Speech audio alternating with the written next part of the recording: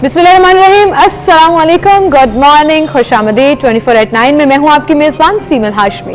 अस्सलाम वालेकुम और मैं हूं बुजुर्ग मौज़म। आप सब गुड मॉर्निंग, सीमल को गुड मॉर्निंग। उम्मीद करते हैं दिन आपका खैर से गुजरे। और इसके साथ साथ जी गुज़िश्ता रात पाकिस्तान के 8:30 बजे के करीब एक ऐसा हमें देखा कि कुछ मसला आया इंटरनेट पर, और वो खासकर फेसबुक, इंस्टाग्राम और व्हाट्सएप से जुड़ा हुआ था, जिसकी वजह से तकरीबन 1.5 अरब सार्फिन कल रात से ही बहुत परेशान थे। मुझे लगा आप कहने लगे वेले थे कि उनके पास और करने को कुछ नहीं था। बहरहाल जी दुनिया भर में ये तमाम सर्विसेज जो हैं वो डाउन रही, और फिर उसके बाद ये हुआ कि ट्विटर बादशाह बन गया and everybody was rushing towards Twitter, क्योंकि व्हाट्सएप, फेसबुक, इंस्टाग्राम डाउन हो गया और within no time top trend जो है फेसबुक डाउन, हैशटैग और हैशटैग व्हाट्सएप जो है वो चलना शुरू हो गया, और फिर उसमें लोगों ने अपनी महारत दिखाना शुरू कर दी और वो मीम्स बनाना शुरू कर दी और एंजॉय करना शुरू कर दिया। आपके मुताबिक तो फिर ये तो होना था क्योंकि मीम्स बनाने थे, और फिर ये जाना था कि आखिर मसला क्या हुआ।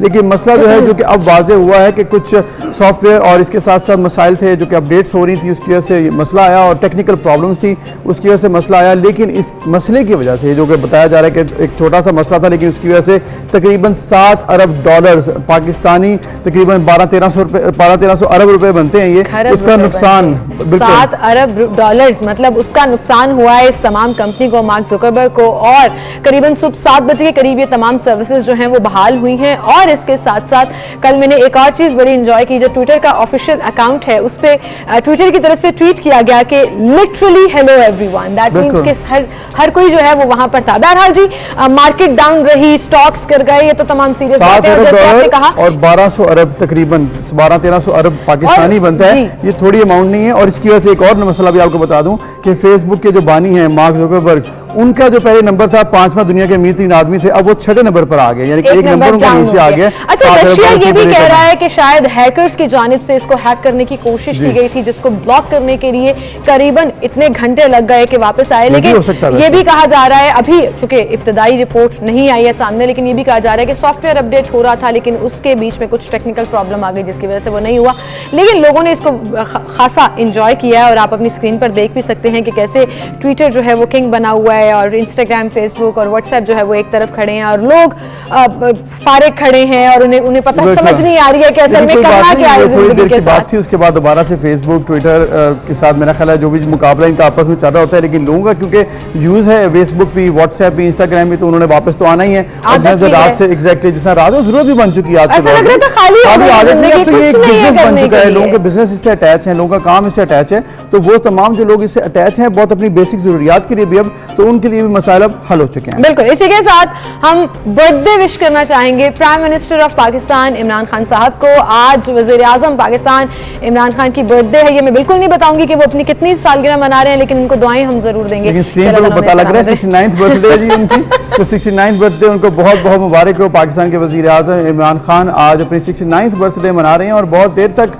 जो है वो अक्सर 25 नवंबर उनकी डेट ऑफ बर्थ चलती रही, लेकिन बाद में उन्होंने खुद ये क्लियर किया कि ऐसा नहीं है, 5 अक्टूबर ही उनकी ऑफिशियल डेट ऑफ बर्थ है, जो कि वो मनाते भी हैं, उनकी फैमिली भी उनको विश करती है, फ्रेंड्स भी विश करते हैं, अब तो पूरी दुनिया उनको विश कर रही है। ट्विटर पर खासकर मुबारकबाद के पैगाम आ रहे हैं, तो इमरान खान साहब हैप्पी बर्थडे। और जो तस्वीर हम स्क्रीन पर चला रहे हैं ये वो उस गोल्डन एरा की हैं जब इमरान खान साहब का सियासत से कोई ताल्लुक नहीं हुआ करता था, सेलिब्रिटी, और दुनिया भर में ना सिर्फ उनके फैन थे लेकिन लोग उनसे मोहब्बत करते थे, और कोई क्रिटिसाइज और एतराज नहीं होता था। आज तो ऑब्वियसली क्लियरली 2 डिविजन्स हैं, लेकिन प्राइम मिनिस्टर साहब जब क्रिकेट खेला करते थे तो उनके एजाज में सबसे बड़ी बात यह कि 92 का वर्ल्ड कप जो जीता पाकिस्तान ने वो उनके सेहरे जाता है, और उन्होंने ऑब्वियसली उस टीम को लीड किया। उसके बाद फिर जब फलाही कामों में वो आ गए तब भी उन्होंने अपना बहुत बड़ा नाम कमाया, और एक बहुत बड़ा hospital, cancer care hospital Shaukat Khanum जो हमारे यहाँ पे मौजूद है, उसके लिए बहुत मेहनत की। And then he came in politics, और पॉलिटिक्स में फिर आपको पता है कि जैसे उनका सफर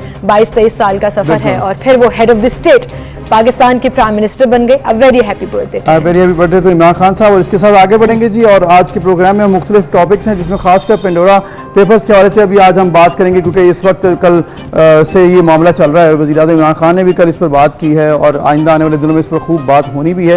इसके साथ साथ महंगाई का एक तूफान और मजीद आने वाला है, क्योंकि बिजली एक बार फिर महंगी कर देने के अब नोटिफिकेशन भी आ चुका है, तो ये भी प्रॉब्लम है। इस पर भी आज हम तफसीलन बात करेंगे। इसके साथ ही हम चलते हैं अपने प्रोग्राम की तरफ और नजर डालते हैं आज के प्रोग्राम पर। पेंडोरा पेपर्स की तहकीकात के लिए आला सतह का सेल कायम। डेंगू के डंग तेज होने लगे।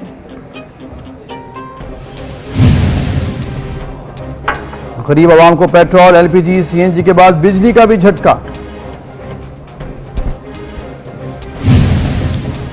यूटिलिटी स्टोर्स पर सब्सिडी खत्म, अशिया ओपन मार्केट से भी महंगी। हमजा शहबाज का साउथ पंजाब का दौरा, हुकूमत को आड़े हाथों लिया।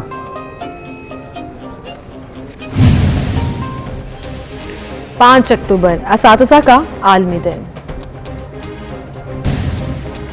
बाकायदा आगाज करेंगे आज के प्रोग्राम का, और सबसे पहले तो हम बात करेंगे वज़ीर-ए-आज़म इमरान खान ने जो पेंडोरा पेपर्स की तहकीकात के लिए आला सतही सेल कायम कर दिया है, और इस चीज़ के ऊपर कहा जा रहा है कि प्रॉपर थॉरो इन्वेस्टिगेशंस होंगी, तमाम लोगों को जवाब देना होगा। 700 पाकिस्तानियों का जो नाम है उसके अंदर, और खास तौर पर जिनका ताल्लुक हुकूमती जमात पाकिस्तान तहरीक इंसाफ से है, उन्हें अपना नाम क्लियर करना होगा, तमाम सबूत फराहम करने होंगे, वरना उनके खिलाफ तादीबी कार्रवाई की। बिल्कुल, लेकिन इस पर अपोजिशन जो है वो खूब तनकीद कर रही है कि इमरान खान साहब को अगर जो साथी हैं उनको मालूम है तो पहले तो उन्हें साइड पे करें, उसके बाद तहकीकात का आगाज़ करें। इस पर हम बात करेंगे। सीनियर एनालिस्ट हैं और साथ साथ चूँकि आज टीचर्स डे भी है तो हमारे उस्ताद भी हैं, हमार गजनवी साहब, उन्हें हम खुश आमदीद कहते हैं और उनसे हम गुफ्तगू का आगाज़ करते हैं। Thank you very much sir. I hope हमने आपको ज्यादा बड़ा फील नहीं कराया, लेकिन यकीन जानिए कि आपसे बहुत कुछ सीखा है और सीखते रहेंगे। नवाज़िश आपकी, करम आपका। Thank you sir. माँ खजनी साहब, आप जरा मामला देख लें पेंडोरा पेपर्स के हवाले से। कल वज़ीर-ए-आज़म इमरान खान साहब ने तो, बल्कि जिस दिन से ये रात को आया था ओवरऑल पूरी दुनिया में पेंडोरा पेपर्स के हवाले से, उन्होंने ट्वीट तो पहले ही कर दिया था, लेकिन कल उन्होंने बाकायदा इस पर मीटिंग भी की, कमेटी बना दी जो कि नैब, FIA, FBR, एंटी करप्शन सब उसको देखेंगी। लेकिन ये किस तरह से आप देख रहे हैं ओवरऑल इसको जो डील किया जा रहा है? ऑब्वियसली अपोजिशन दूसरी तरफ तनकीद तो कर रही है। बड़ा अच्छा ऐलान किया है वज़ीर-ए-आज़म साहब ने, बहुत खुशनुमा ऐलान किया है प्राइम मिनिस्टर साहब ने, लेकिन एक ट्रस्ट डेफिसिट है इस मामले में जो आ गया। मैसेज देख रहे हैं, पाकिस्तानी देख रहे हैं, पिछले 3 साल से देख रहे हैं कि इंतखाब के हवाले से क्या हो रहा है मुल्क में। पहले जो स्कैंडल्स आए, जिन लोगों के उसमें नाम आए, उनके बारे में भी ऐलानात किए गए और कहा गया कि हम ये चीनी स्कैंडल में जितने लोग मुलव्वस हैं इन्हें कैफरे के किरदार तक पहुंचा देंगे। आटा स्कैंडल आया तब भी यही बात हुई, LNG की बात हुई तब भी यही बात हुई जी। और उसके अलावा भी दर्जनों स्कैंडल्स हैं जो चल रहे हैं, रिंग रोड तक आखिरी जो बात हुई है, और BIT मालूम जबा वाला तो जो हो रहा है। अब देखिए, बात यह है कि एहतसाब का नारा पाकिस्तान में मुझे अब ये स्टेज पर आ गया है कि ये पिटता हुआ नजर आ रहा है। आपने इतने अरसे में लोगों को पकड़ की, जेलों में डाला, रेफरेंसेस दायर किए, पेशियां करवाई, हर रोज उन्हें भुगता, उसका अंजाम क्या हुआ? अंजाम ये हुआ है कि वो NCA कह रही है, नेशनल क्राइम एजेंसी ब्रिटिश के, इन्होंने मनी लॉन्ड्रिंग नहीं की हुई शहबाज शरीफ ने और उसकी फैमिली में। ये सारा मामला एक ऐसी महज पे आ गया। अब ये जो आखिरी बात है, पैनामा पेपर्स में पहली तो बात गौर, ये जो पेंडोरा पेपर है, इनमें पहली बात गौर करने वाली ये है कि जितने लोग हैं वो एक दो को निकाल के सारे के सारे ही कैबिनेट में बैठे हुए या हुकूमत के लोग हैं। ये बजाते खुद एक सवालिया निशान है कि इस मुल्क में हो क्या रहा। यानी कैबिनेट आप देखिए ना कि एक आदमी नहीं है या 2 आदमी, ये जितने लोग हैं, ये जितने भी अब नाम है क्या वो गिनवाए, खुशरो बख्तियार साहब से लेकर शौकत तरीन साहब से लेकर फैसल वालदार, अलीम खान और आरिफ उस्मान, मैं आप गिनता जाऊंगा कितनी फहरिस्त है वो सारे लोग हुकूमत से मुताल्लिक। तो ये मेरा ख्याल है उसूल वही होना चाहिए जो इमरान खान साहब ने खुद कायम किया। इमरान खान साहब ने क्या उसूल कायम किया था जी? जो पैनामा पेपर जब आए थे तो उन्होंने उसूल कायम किया था ना कि तहकीकात कैसे होंगी, पहले इस्तीफा दो भाई, यानी चाहे तुम्हारे बच्चों का नाम है तुम्हारा नहीं है तो इस्तीफा दो, तो आप कम अज कम इन मिनिस्टर से इस्तीफे तो लीजिए फिर, क्योंकि ये आपके उसूल के मुताबिक है। हम नहीं कह रहे कि ये चोर है, लेकिन आपका ये फरमान है कि जब ऑफशोर कंपनी निकला है तो आप चोर होते हैं, आपकी तहकीकात होनी चाहिए फिर। तो आप, हालांकि ऐसा है नहीं, मैं इससे मुतफिक नहीं हूं, लेकिन आपके उसूल के मुताबिक इन लोगों से इस्तीफे लीजिए। सुप्रीम कोर्ट को कहिए ना, आपने कहा अपना एक इंस्पेक्शन टीम और ये कौन सा कमीशन बन रहा है जिसमें आप पार्टी के कुछ लोग बैठ जाएंगे, ये बात दुरुस्त नहीं है। आप सुप्रीम कोर्ट के कोई आप चीफ जस्टिस से दरखास्त कीजिए, आप कोई और जज और वो भी इंडिपेंडेंट, क्योंकि आप देखिए वहां भी बड़े अजीब हालात हैं। ये भी वाज़ेह तौर पे कहना चाहिए कि किसी इंडिपेंडेंट माइंडेड जज को आप को कमीशन बनाइए, वो आगे से JIT बनाए, फिर जो करना है करे। मैं इसलिए कह रहा हूँ कि हमारे सामने प्रेसिडेंट मौजूद है, पैनामा की प्रेसिडेंट है ना, और उस पर खान साहब के ही सारे अहकामात हैं और खान साहब की डिमांड्स थी, फरमाइशें थी, वो सारी अब पूरी करने का वक्त आ गया, क्योंकि अब वो इस इख्तियार में है। यानी जब उलझा है पांव यार का जुल्फे दराज में, लो आप अपने धाम में सयाद आ गया। अब सूरत ये है ना कि अभी करना चाहिए वो सारा कुछ सही, लेकिन हमारे साथ टाइम बदलता है, लोग ग्रो कर जाते हैं, पॉलिसीज चेंज हो जाती हैं, माइंडसेट भी चेंज हो जाता है। तो इसमें अगर वो नहीं रेजिग्नेशन मांग रहे तो कोई बात नहीं। आपको ये भी याद होगा पैनामा के टाइम पर कहीं पर ये नहीं चला था कि ऑफशोर कंपनियां रखना गैर कानूनी नहीं है अगर डिक्लेयर हैं या टैक्स चोरी नहीं की या गैर कानूनी तौर पर इस्तेमाल नहीं हुई। अब ये भी चल रहा है। अब तो हर कोई अपने अपने ऑफिशियल अकाउंट्स के ऊपर या इवन मीडिया के ऊपर आके भी अपना नाम क्लियर कर रहा है, जी मैंने तो डिक्लेयर किए हुए हैं, मेरे गोशवारे जमा है, वो चाहे इलेक्शन कमीशन है, वो चाहे FBR है। अब इसका क्रॉस चेक करने की कैपेबिलिटी क्या हमारा ये जो सेल बनाया है, हाई सेल, ये रखता है कि क्रॉस चेक हो सकेगा या रियल फैक्ट सामने आ सकेंगे? मैंने यही तो बात यहीं से आवाज की कि ऑफशोर कंपनी रखना, जैसे कि आपने कहा, कोई जुर्म नहीं है। लेकिन पैनामा के टाइम पर ये बात नहीं होती थी। हाँ, ऑफशोर कंपनी रखना जुर्म था। ऑफशोर कंपनी रखने का मतलब था कि आप चोर हैं जी, आप डाकू हैं। तो आज फिर आप कह रहे हैं कि नहीं देखिए ऑफशोर कंपनी का तो ये माना होता है, ये माना होता है। अब बड़ी महजब गुफ्तगू हो रही है, बड़ी अच्छी बात है, मैं तो इससे खुश हूँ कि आप कम अज कम चीजों को पर्सपेक्टिव में तो रखें। लेकिन हम सिर्फ एक याद दहानी के तौर पर अर्ज कर रहे हैं कि पैनामा पेपर जब आए तो उस वक्त ऑफशोर कंपनी रखने का मतलब क्या था? मतलब जितने नाम लिस्ट में थे वो सब चोर थे। हाँ बिल्कुल चोर थे। फिर आपने कहा कि लोग ग्रो कर जाते हैं, मुझे बड़ी खुशी हुई। अभी आपने बताया कि प्राइम मिनिस्टर साहब 69 ईयर्स के हो गए हैं, तो ग्रो तो उस वक्त 64-65 साल तक। तो आप क्या कह रहे हैं? लड़कपन अगर होता तो हम कहते हैं लड़कपन की कोई भूल है, गलती है, लेकिन ये तो अभी पिछले दिनों की बात है। सीखता रहता है बंदा साथ जी, मुसलसल सीखता रहता है। और अल्लाह करे ये बात सीख दी गई हो कि ये जो ऑफशोर कंपनीज हैं, ये तमाम की तमाम ऐसे नहीं होता कि जिसने ऑफशोर कंपनी बनाई उसको हम फ्रॉड डिक्लेयर कर दें। लेकिन सवाल जरूर पैदा होता है जब कोई सियासी आदमी ये करता है या कोई ये हमारी मिलिट्री सिविल जो ब्यूरोक्रेसी है ये करती है, तो हम सवाल तो करेंगे ना कि आपकी तनख्वाह लाख रुपए थी या 1.5 लाख रुपए, आपको क्या सूझी ये कंपनी बनाने की और आपने क्या इसका इस्तेमाल? गजनवी साहब, यहाँ पे एक पॉइंट और भी इंपॉर्टेंट है, वो ये है कि कल हमारे एक FBR के सीनियर ऑफिसर से बात हुई। उन्होंने कहा कि कुछ टैक्स हेवन्स हैं जिनके साथ आपको कोई ऐसा कानून ही नहीं है कि वो आपके साथ ये डिटेल्स शेयर करें। तो अगर ये भी हो सकता है जब ये बाहर निकले, FBR तहकीकात करना चाहे तो वो इनको इन्फॉर्मेशन दे ही ना, क्योंकि पैनामा या दीगर ममालिक, ब्रिटिश वर्जिन आइलैंड, इस तरह की जगह हैं जहाँ पर आपको अलाउ ही नहीं है कि आप उनसे डिटेल फैच कर सकें। मैं आपकी सादगी को दाद देता हूँ। यहाँ कौन सी तहकीकात हो रही है? मैं आपसे पहले सवाल पूछ रहा हूँ कि मुझे आटा चीनी की तहकीकात का तो बता दीजिए, क्या जवाब हुआ उनका? सही कह रहे हैं। ये हमारा ये खुशनुमा नारों से ना अब नहीं हम बहल नहीं सकते।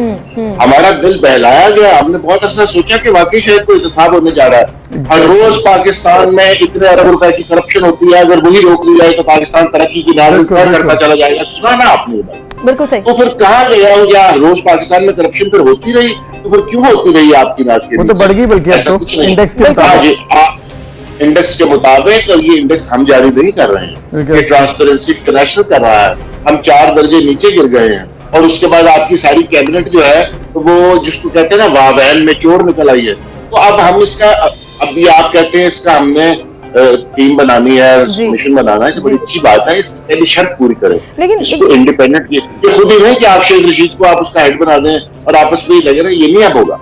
ये आपने एहतसाब के साथ देखिए, बड़ा मजाक हुआ इसमें। लेकिन हमारे साथ यही होगा, ये जो आप इंडिकेशंस दे रहे हैं तब से ना, ये वो बिल्कुल सही बात है, यही होगा, बात आई गई हो जाएगी।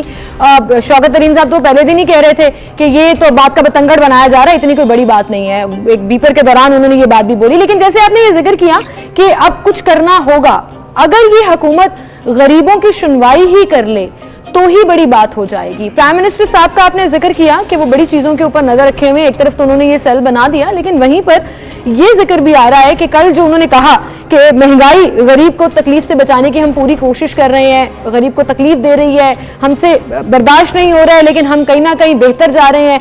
फिर हुकूमती नुमाइंदों का जब आपने जिक्र किया तो वो इसको जस्टिफाई करते हुए भी नजर आते हैं। शहबाज गिल का एक क्लिप आपने देखा होगा, जो एक तकरीब से खिताब कर रहे थे कि गाड़ी जब फुल स्पीड में पहले गियर में जाती है, आरपीएम ऊपर जाता है, तो मुल्क की इकोनॉमी भी वैसे ही जा रही है। मतलब डिनायल मोड में इस तरह की लॉजिक्स देके ये क्या साबित करना चाह रहे हैं? देखिए, साबित तो जो सियासी हुकूमत करना चाहती है वही करना चाह रहे हैं, लेकिन ये लोग निजी महफिलों में शर्मिंदगी का इजहार करते हैं। सबको मालूम है कि इस वक्त हुकूमत का सबसे बड़ा दुश्मन और सबसे बड़ा मुखालिफ कोई सियासी पार्टी नहीं है, ये महंगाई है। इस मुल्क में वाकई देवमालाई नौइयत की महंगाई है। इस वक्त जो महंगाई है, आप यकीन जानिए कि लोगों की कमर टूटी हुई है, और आप लोग भी इसका शिकार होंगे, और आप भी जानते हैं मैं क्या कह रहा हूँ। ये देखिए ना, ये पेट्रोल वगैरह एक आधी चीज की कीमत बढ़ना, फिर दोबारा बढ़ना, फिर 4 महीने में 5 दफा तकरीबन कीमत बढ़ी है। और आज ये बिजली की कीमत कल फिर एक बढ़ी है, 1900 रुपए यूनिट हो गई है। ये सारी बातें जो है ना, ये फिगर्स नहीं है सिर्फ, हम इसे बर्दाश्त करते हैं रोज, हम इसका सामना करते हैं रोज। हर महीने हमें लगता है कि हमारे पैसे जो है सुकड़ रहे हैं, हमारी आमदन जो है वो वही खड़ी है। लेकिन जब हेड ऑफ द स्टेट ये लॉजिक दे रहे हो कि हिंदुस्तान में 2 गुना पेट्रोल है और पाकिस्तान में उसके कंपैरिजन में सस्ता है, तो कितना अफसोस होता है कि आप रियलाइज करते हो पाकिस्तानी 1000 रुपए की क्या वैल्यू है हिंदुस्तान में। जो शख्स यहाँ पर 1000 रुपया कमा रहा है और जो शख्स वहां पर 1000 रुपया कमा रहा है, इसका कंपैरिजन करके अगर पेट्रोल प्राइस निकालें तो शायद वो सस्ता ही दे रहे हैं। जी बिल्कुल, आपने तो सारी बात कह दी कि परचेस पावर जो होती है ना, कुव्वत खरीद, उसके साथ बराह रास्त ताल्लुक होता है। तो आप कहते हैं जी सारे खित्ते में हमारे यहाँ कीमत कम है, कई मुल्कों में भी कीमत ज्यादा। इस कदर सादगी की बात है, और आप लोगों को अहमक न समझिए। ये इस वक्त महंगाई का वो आलम है कि वाकई 2 वक्त की रोटी खाना अब ये कुछ लोगों के शगल रह गया। ये तायुश है, आइंदा आने वाले दिनों में मुश्किल है। जी, ये सूरत बिगड़ने जा रही है। जितने फिगर, लेकिन हमारे साहब एक बड़ी ब्रेकिंग दी कल इमरान खान साहब ने, उन्होंने कहा कि मुझे मालूम है कि महंगाई हो रही है, हम बहुत कुछ कर रहे हैं। मतलब उन्होंने ये भी एतराफ कर लिया कि उन्हें मालूम है, वरना जिस तरह सिमरन बता रही है कि बहुत से मुशीरान जो है वो तो मानती नहीं महंगाई, वो तो कहते हैं मुल्क बड़ी तरक्की कर रहा है। तो एटलीस्ट वो मान रहे हैं, और बड़े 1 साल से मान रहे हैं, लेकिन कुछ कर नहीं पा रहे हैं। ये बहुत बड़ा प्रॉब्लम है। एक इसके साथ जुड़ी बात, ये एहसान बारा नंबर का याद रखेंगे, वो मान रहे। अच्छा हमारे साहब एक और मामला है, ये जो टारगेटेड सब्सिडी की उन्होंने बात की है, आपको लगता है कि ये ठीक रहेगी? पाकिस्तान की इकॉनमी बर्दाश्त कर सकती है कि इतने बड़े 1.5 करोड़ खानदानों को आप ये सपोर्ट दें, टारगेटेड सब्सिडी, और कितनी देर तक चलेगी? अशिया नोश के ऊपर ये प्लान बनाने जा रहे हैं। कल फिर कामयाब जवान प्रोग्राम का भी उन्होंने इफ्तिताह कर दिया है। ये प्रोग्राम के इफ्तिताह तो हो रहा है, ये लॉन्ग टर्म नजर आ रहे हैं आपको? देखिए, ये एक शॉर्टकट होता है। जब आप इकोनॉमी को कंट्रोल नहीं कर पाते हैं और आपके इख्तियार से चीजें निकल जाती हैं और तकरीबन ऑटो पे चली जाती है इकोनॉमी, जिसमें आपके पास पैसे हैं, आपके पास डॉलर नहीं है ना जब, तो फिर डॉलर का रेट ऊपर जाता है। ये एक बड़ा सीधा सा प्रिंसिपल है, क्योंकि आपने अदायगियां करनी होती हैं। जब आपके पास डॉलर ना हो जिस मुल्क के पास, उस मुल्क की करेंसी गिरती है, डॉलर का रेट ऊपर चला जाता है। तो हमारे साथ बायने ही यही हो रहा है, और हमारे पास इससे बचने का कोई चारा नहीं है। लोगों को रिलीफ देने का आपके पास कोई तरीका नहीं है। तो लिहाजा अब ये, मैं तो इसको यकीन जानिए ऊट पटांग तरीके समझता हूँ कि आप लोगों को कैश देने की कोशिश करें, या कि इनको रझाने की कोशिश करते हैं। इलेक्शन आ रहे हैं, खुदा जाने क्या, ये बहुत ही शॉर्ट टर्म, और इसका कोई नतीजा नहीं निकलेगा। ना ही इतने बड़े पैमाने पर एक्सरसाइज की जा सकती है। उसका एक तरीका बना हुआ है, वो जो बेनजीर इनकम सपोर्ट प्रोग्राम था, उसमें पैसे ज्यादा रख दिए, कम रख दिए, उससे कुछ खानदानों का भला भी होता है।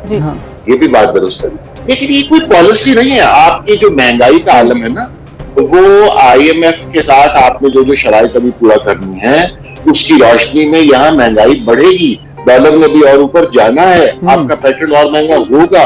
ये सारी चीजों के लिए आप तैयार करें, लोगों को कर रहे हैं।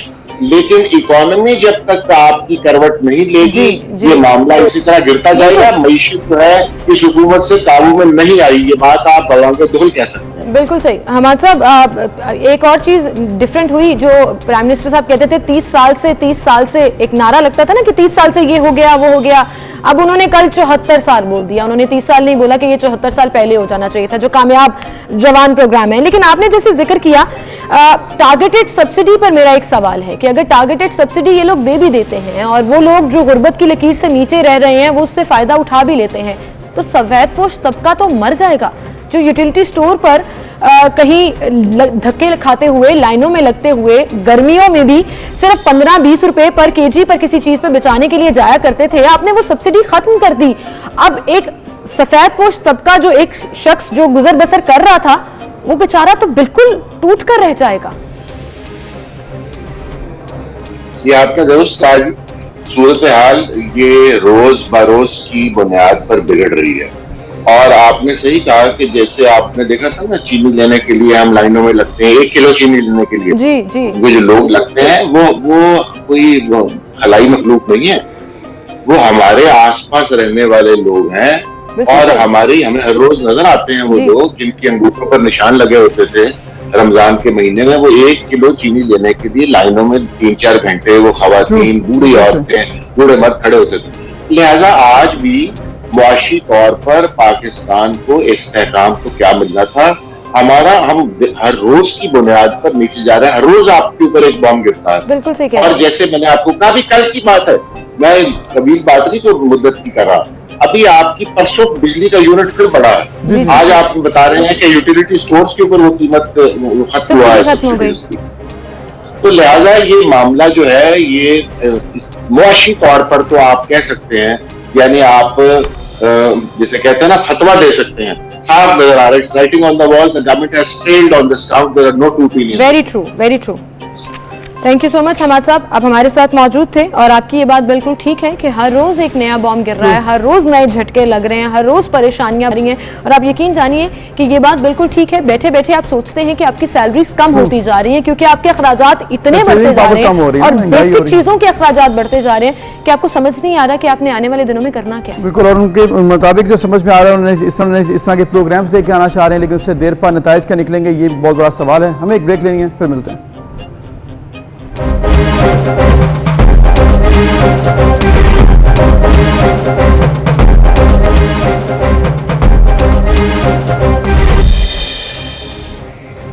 Welcome back. एक बार फिर से आपको खुशामदीद कहेंगे। और नाज़िन, पाकिस्तान भर में एक और प्रॉब्लम जो हेल्थ डिपार्टमेंट को फेस करनी पड़ रही है, और हेल्थ डिपार्टमेंट को मैं इसलिए कह रही हूँ क्योंकि ख्याल उन्होंने रखना है, मुतासर पूरा पाकिस्तान हो रहा है और आहिस्ता आहिस्ता ये नंबर बढ़ रहे हैं। और मैं बात कर रही हूँ डेंगू की, जो कि तेजी से फैलता जा रहा है। जी, तेजी से फैलता जा रहा है, चाहे वो इस्लामाबाद हो जहाँ, और इसके साथ साथ पंजाब हो। पंजाब में 234 केसेस रिपोर्ट हुए कल, और इसके साथ इस्लामाबाद में 44, और केपी में भी ये मसला आ रहा है, जिसकी वजह से हॉस्पिटल्स में जो बेड्स की कंडीशन है वो भी परेशानी की बाइस बन रही है, क्योंकि वो भी अब फिलअप होते नजर आ रहे हैं। लाहौर में ये डिसाइड किया गया कि एक्सपो की जगह पर अब फील्ड हॉस्पिटल दोबारा से डेंगू के लिए बनाया जाएगा। इस पर हम बात करेंगे, ओवरऑल सिचुएशन क्या है, कैसे कंट्रोल किया जा रहा है, क्या प्लान बनाए गए हैं, और आइंदा आने वाले दिनों में क्या सूरत रहेगी। डॉक्टर असद असलम हमारे साथ मौजूद हैं, जो कि तर्जुमान हैं इंसदाद डेंगू मुहिम के। डॉक्टर साहब, बहुत शुक्रिया, आपने वक्त दिया। ये बताइएगा, जो इस वक्त डेंगू की सूरत हाल है, कहाँ पर आप स्टेट करते हैं, क्या इस वक्त पोजीशन है, और फिर आइंदा आने वाले दिनों में क्या एक्सपेक्टेड है?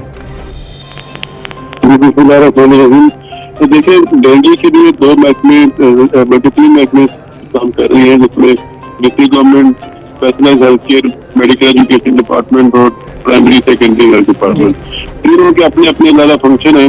जहाँ तक हमारा specialised health care medical education का ताल्लुक है, इसका इन सभी में मैनेजमेंट ऑफ द पेशेंट है। तो उसके लिए हमने जो पंजाब के 24 टीचिंग हॉस्पिटल हैं, उनमें sufficient number of beds allocate किए हैं फॉर डेंगू पेशेंट। और इस वक्त हमारे पास तकरीबन 650 बेड हैं एलोकेटेड सिर्फ इन पेशेंट, डेंगू के पेशेंट के लिए। और तकरीबन 400 मरीज इस वक्त दाखिल हैं, जिसमें तकरीबन लाहौर में मौजूद हैं 220 के करीब, और बाकी जो पेशेंट हैं तकरीबन 300 के करीब है, 250 के करीब 15 हॉस्पिटल जो पंजाब के दूसरे वहाँ मौजूद हैं। इसके अलावा हमने ये यहाँ तक तैयारी मुकम्मल की है कि अगर खुदा न खास्ता लाहौर में ये सारे जो 6 हॉस्पिटल मैनेज कर रहे हैं डेंगू के, जी अगर वो बेड ऑक्यूपाइड हो जाते हैं तो हमने एक्सपो सेंटर में 340 बेड का जो हॉस्पिटल है, फील्ड हॉस्पिटल, उसको पहले कोविड के लिए था, उसको कन्वर्ट कर दिया इनटू डेंगू हॉस्पिटल। और उसके लिए आप डेंगू के पेशेंट के लिए हर की जो सहूलियात है वो प्रोवाइड कर दी है। डॉक्टर साहब आपकी तरफ हम आएंगे, आपसे कुछ मजीद इन्फॉर्मेशन भी लेंगे और कुछ अवेयरनेस के लिए लोगों के लिए पॉइंट्स भी क्लिक करेंगे। इसी के साथ नाज़रीन हम एक ब्रेक की तरफ चलते हैं, ब्रेक लेते हैं, दोबारा हाजिर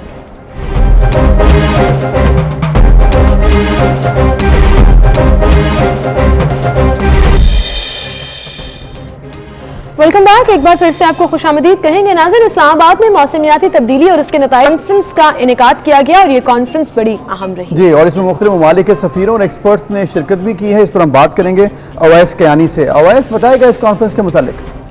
SDPI के जो ज़ेर तमाम यहाँ पर इस्लामाबाद में मौसमियाती तब्दीली के हवाले से एक अहम कॉन्फ्रेंस का इनेकाद किया गया, जिसमें मुख्तलिफ ममालिक के जो सफ़ीर हैं और जो मिशंस हैं उन्होंने यहाँ पर और ऑनलाइन जो है इसमें शिरकत की है। सबसे पहले हमारे साथ यहाँ पर EU के जो यहाँ पर मिशन के जो डिप्टी हेड हैं वो हमारे साथ मौजूद हैं और यहाँ पर जर्मन एम्बेसडर हमारे साथ मौजूद हैं। हम इनसे बात करना चाहेंगे। Thank you for your time. Can you just give us some highlight what is the main issue in this region and what's your stance regarding Pak-India water relations? Well, the good thing of this conference is actually that there was no taboo. Everything was brought up at the table. People discussed very frankly, very openly. No subject was kept out. Criticism to the government, including positive points that have been made, progress that has been made, and the development of a line in the upcoming days for COP26 in Glasgow. I think all in all, very good event, highlighting the needs to act against climate change and the emergency that is at stake. So what's your stance regarding the Pak-India water disputes? Well, this is something. What's your advice? Well, EU foreign policy is always aiming at dialogue and to talk with each other and to find amicable solutions and to find fair and equitable solutions. I'm not an expert in this field, but I think this is in a way also the recipe for this case. In this India and Pakistan dispute? Talking is essential, yes. You are saying that Pakistan and India sit together for this... The way in which they do this is up to them, absolutely clear. But without talking, you will never find a solution. What EU is doing in Pakistan for in water sector and other in climate change impacts, and especially in water, as you were saying that EU is spending money in Balochistan in water Yes. issue. Please highlight. Projects and programs regarding water are part of everything that has to do with sustainability in a society. Sustainability in economy, but also sustainability in the society itself. What is important for us in Pakistan is that there is not only a kind of any management of water resources, but that there is a legal framework, that there is a well-governed legal framework, that authorities are in place, that tariffs are fixed equitably and fairly in discussion with civil society, in discussion with communities, and in agreement also with all stakeholders involved. That is absolutely crucial. And not that there is just something imposed and take it or leave it. That's very important, I think, in this case. And the project we are having now at hand for Balochistan goes exactly in this direction. It's not only to build water pipes and channels and something like this. It is to engage with the parliamentarians, with the governments, also the local authorities, to see what is the best possible solution in order to make everybody participate. And there we look particularly at small and medium-sized enterprises and farmers. Okay. Now here we have a German ambassador. Sir, what's your stance regarding the impacts of global warming on Pakistan? Well, I mean, we all know that Pakistan is, so to say, on both sides of the equation. On the one hand, Pakistan is one of the countries most affected by climate change. I mean, in a number of areas, water, desertification, but also, as we have seen, floodings and these kinds of, melting of glaciers. And on the other hand, Pakistan with 220 million people, can make an impact and can make a difference to adapting and mitigating climate challenges. So I think Pakistan plays a very important role, so to say, on both sides. Well, let me say in general terms, we are all grappling with the consequences of climate change. So does Pakistan. I think we appreciate measures taken by the Pakistani government, the previous government and current one. Rehabilitation measures, the tree afforestation program. But still there are challenges, and we are very much looking forward to the nationally determined contribution that Pakistan is to deliver to the COP26, setting out actually a sort of roadmap to achieving I would say climate and emission neutrality in the long run. So again, in the conference it was said the glass is half full, and I see that there is some wisdom in that statement. And you really think that this is a need of a climate emergency? Well, you see, I'm personally against, I would say, I'm against being too alarming. Yes, there is, I think this is a decisive moment, this is a decisive decade for climate change action. We should not lose time, and that does not only apply to Pakistan, that applies to the I would say to the globe. So we should not lose time to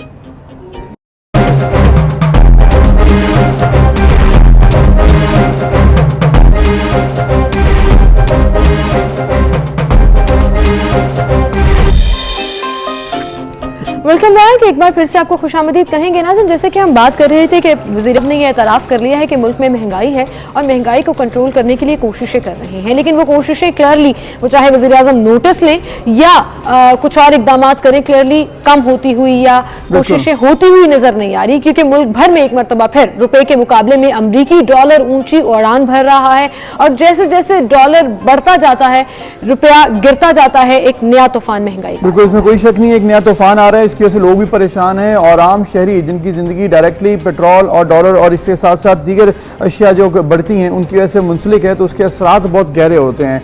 शहरी को कहना क्या है इस तमाम situation पर, पहले आपको दिखाते हैं।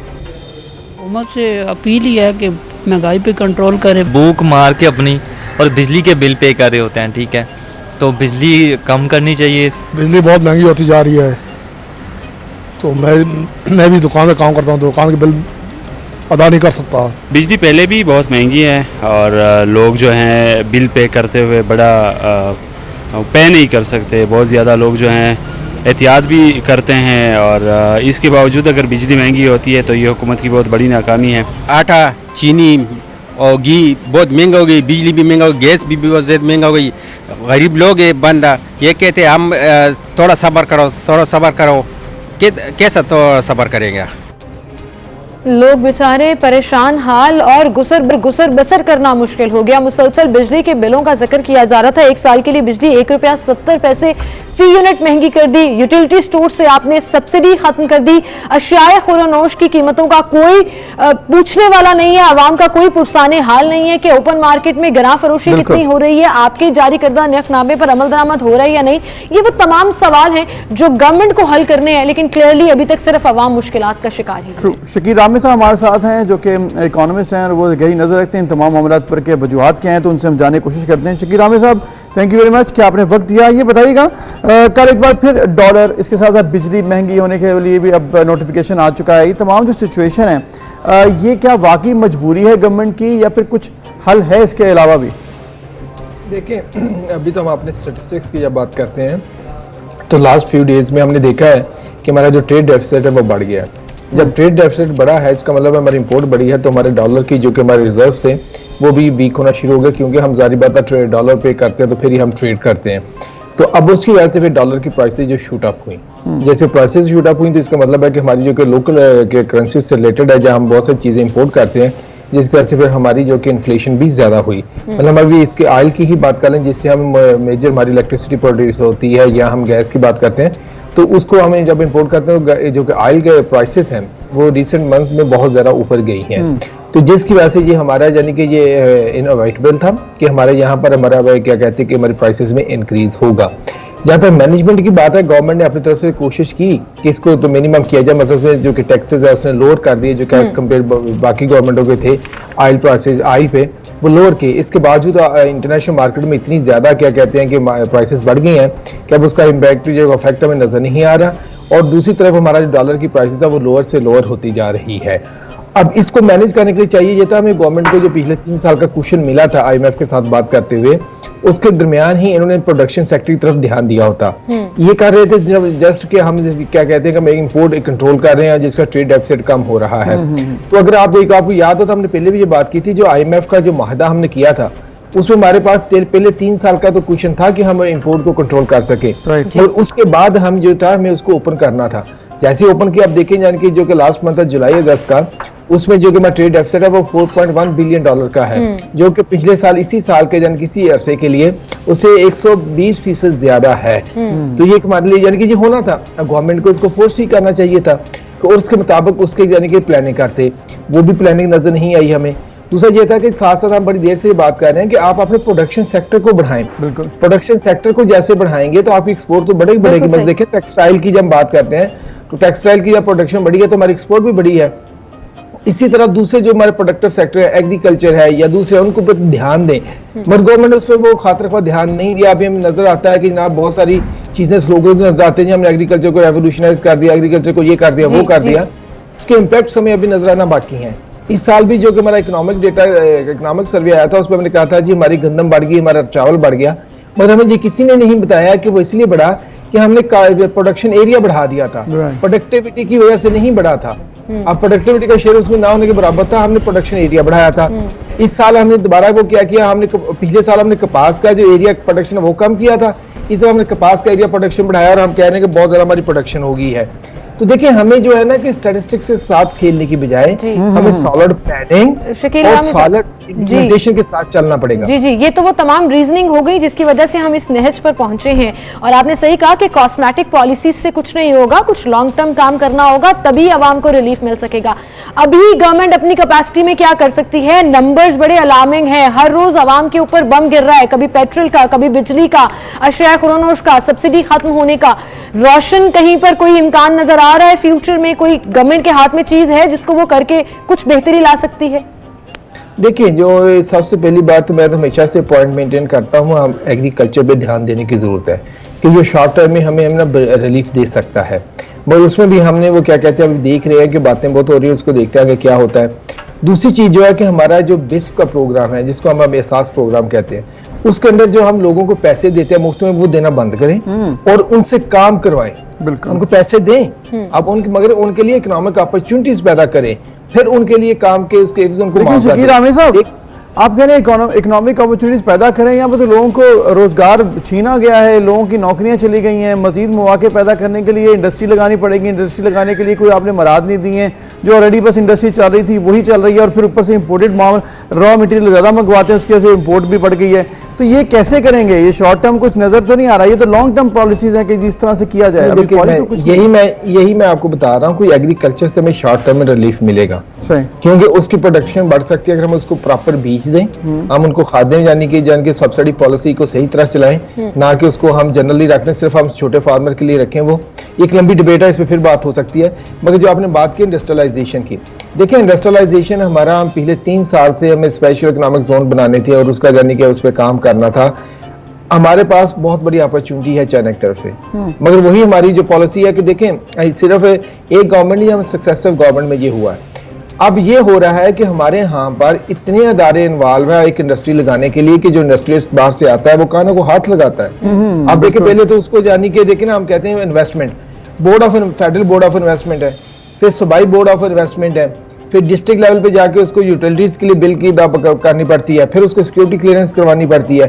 अब इस सिचुएशन में आप कैसे ड्रीम कर सकते हैं कि आपके मुल्क में इंडस्ट्रियलाइजेशन होगी? अब देखिए हमने जो अभी करनी है इंडस्ट्रियलाइजेशन, हमने अभी चलो सीपैक के थ्रू आ रही थी, तो हमें जो भी फोकल अदारा है सीपैक का, चाहे वो सीपैक अथॉरिटी है, चाहे वो मिनिस्ट्री ऑफ प्लानिंग है, इसके अंदर इसके पास ये पावर होनी चाहिए कि जो भी आए उसको सारी चीजें नहीं बदलें। जबरदस्त ना कि देखें ना कि अभी ये बात होती है, जी कोई इंडस्ट्री आती है प्लानिंग और वो जेडीसीसी में डिसीजन होता है, हमने ये वाली इंडस्ट्री एनओसी लेते रहते टाइम गुजर जाता है उनके, वो इधर से जनाब एनओसी क्या आप रजिस्ट्रेशन से शुरू करते हैं और उसकी कंस्ट्रक्शन ईज ऑफ बिजनेस जो है, ईज ऑफ डूइंग बिजनेस भी बेहतर करना होगा, वन डेस्क बनाना होगा, ये बात आपकी बिल्कुल ठीक है।